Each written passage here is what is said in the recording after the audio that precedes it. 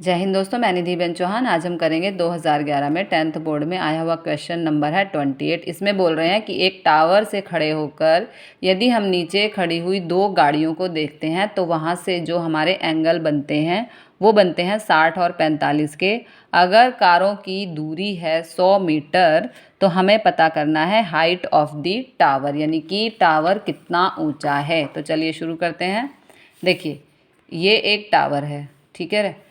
यहाँ से खड़े होके दो गाड़ियाँ हैं हमारे पास, एक सी है और एक डी है। इन गाड़ियों को कोई देख रहा है वहाँ से, तो यहाँ पर जो हमारा कोण बनेगा वो बनेगा यहाँ पर 60 का और दूसरा दिया है हमें 45 का, ठीक है। अब कह रहे हैं गाड़ियों की दूरी जो है वो 100 मीटर की दूरी है, गाड़ियों के बीच की दूरी। तो ये पहली गाड़ी है और ये दूसरी गाड़ी है, तो गाड़ियों के बीच की दूरी हमें दी गई है 100, ठीक है। ये सी बी की जो हमें दूरी है वो हमें नहीं दी गई है। तो इसमें ए बी जो हो गया हमारा टावर, और हमें यहाँ पे हाइट पता करनी है टावर की, कि टावर की हाइट जो है वो कितनी है, ठीक है। यहाँ से खड़े होके हम दो गाड़ियों को देख रहे हैं, तो पहला कोण हमारा बन रहा है 60 का और दूसरा बन रहा है 45 का। गाड़ियों के बीच की दूरी है 100। ये दूरी हमें नहीं पता, जो हमें पता करनी है तो सी बी को हम मान लेंगे x, और हमें फाइंड करना है टावर की ऊंचाई। तो चलिए शुरू करते हैं। देखिए, माना ए बी एक टावर है, ठीक है। यहाँ पर हमने माना है कि ए बी एक टावर है और ए बी बराबर है एच, यानी कि उसकी हाइट हमने मानी है एच, और बी सी की दूरी हमने मानी है एक्स, ओके। तो त्रिभुज ए बी सी में, अब देखिए, त्रिभुज ए बी सी में हाइट है हमारी एच और जो ये बेस हमने माना है वो एक्स। तो हमारा क्या एंगल बनेगा, देखिए इसको हम पहले समझ लेते हैं। लाला आया लाया कच्चे कच्चे आम, ओके। इससे हमें साइन कॉस टेन की वैल्यू पता चल जाएगी। तो यहाँ हमारा बन रहा है साइन कॉस टेन, यानी कि लंब बटे आधार। साइन कॉस टेन लंब बटे आधार। तो लंब क्या है, लंब क्या है h, और आधार है x, और एंगल है 60 का। तो हमारा tan 60 का एंगल यहाँ पर बन रहा है, ठीक है। तो ए बी को हमने माना है h और बी सी को हमने माना है x, और tan 60 की वैल्यू टेबल में देख लेंगे तो हो जाएगी √3, ओके।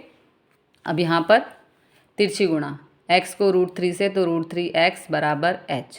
अब x को यहीं छोड़ देंगे, ये यहाँ पे गुणा हो रहा है, नीचे जाके हो जाएगा भाग। तो x की वैल्यू आ जाएगी हमारी h बटे √3। ये हो गया हमारा इक्वेशन 1, ओके। अब बात करते हैं ए बी डी की। ये देखिए, ये है ए बी डी, ओके। तो ए बी डी में जो हमारी ए बी है वो h है और बी डी ये पूरा मान लेंगे, बी डी तो पूरा हो जाएगा ना। तो इन दोनों जो दूरियों को है हम जोड़ लेंगे, यानी कि x + 100, और हमारा एंगल है 45 का। तो यहाँ पर भी लंब बटे आधार हमें लेना होगा। तो ये हो जाएगा tan 45, ओके। लंब बटे आधार यानी कि 10, ओके। तो ये हो गया, देखिए tan 45 ए बी बटे बी डी। तो tan 45 की वैल्यू है टेबल में 1, ओके। ए बी है h और बी डी है हमारा x + 100। अब h को यहीं रहने देंगे इस पूरे की तिरछी गुणा 1 से, तो एज इट इज़। तो x + 100 बराबर h। अब h को यहीं रखेंगे, x + 100, x की वैल्यू हमारी पहले आ चुकी है, देखिए ये रही। x की वैल्यू हमने पहले फाइंड कर ली थी, तो ये थी h/√3। तो इसलिए हम x की जगह यहाँ रख देंगे h/√3, ओके। अब h को यहीं रखेंगे, ये h यहाँ पर रहेगा, इसकी हो जाएगी तिरछी गुणा 100 एकम 100 √3। तो हम इसे इस तरह से लिख सकते हैं, और नीचे √3 एकम √3, ओके। अब देखिए यहाँ पर √3 इसकी तिरछी गुणा, तो ये हो जाएगा √3h। यहाँ पर बचा h + 100 √3, ये वाला, ओके। अब √3h - h, जो ये h है इसको हम उठा के उस तरफ ले गए, तो प्लस का था यहाँ के माइनस का, और यहाँ हो गया 100 √3, ठीक है। अब इन दोनों में से h को ले लिया कॉमन, तो हमारे पास अंदर क्या बचा, √3 - 1, ओके। अब ये √3 - 1 यहाँ पर गुणा हो रहा है, इस तरफ जाएगा तो भाग हो जाएगा, यानी बटे में चला जाएगा, ठीक है।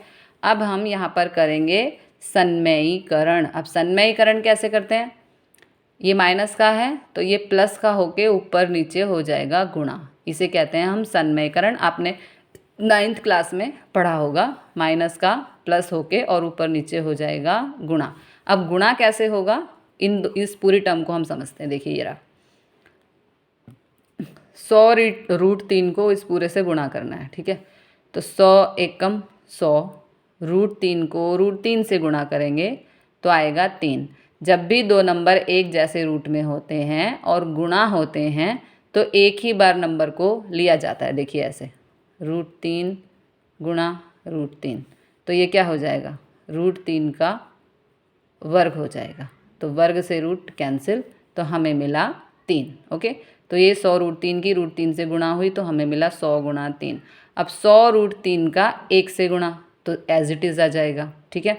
अब इन दोनों में से हम 100 को कॉमन ले लेंगे। देखिए यहाँ ये एक टर्म है, ये एक टर्म है यहाँ तक, और ये दूसरी टर्म है, तो इन दोनों में से हम 100 को ले लेंगे कॉमन। तो कॉमन ले लिया, अंदर क्या बचा, 3 और प्लस √3, तो इसलिए हमें यहाँ पर मिला 100, 3 प्लस √3, ठीक है। ये देखिए तो आ गया ना हमारा 100, 3 प्लस √3। अब नीचे वाले की छेद की बात कर लेते हैं।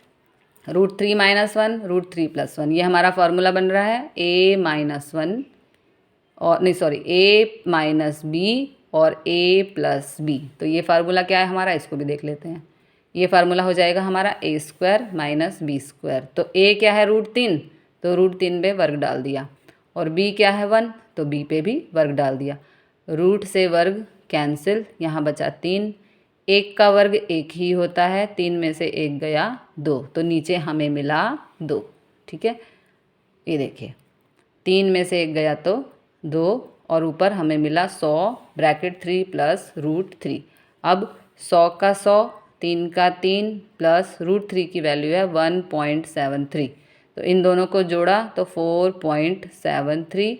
अब इन दो ये 4.73 को 50 से कर देंगे गुणा, तो हमारा आंसर आ जाएगा 236.5, यानी कि ये आ गई हमारी टावर की हाइट। ओके, मिलते हैं अगले क्वेश्चन के साथ अगली वीडियो में। जय हिंद, जय भारत।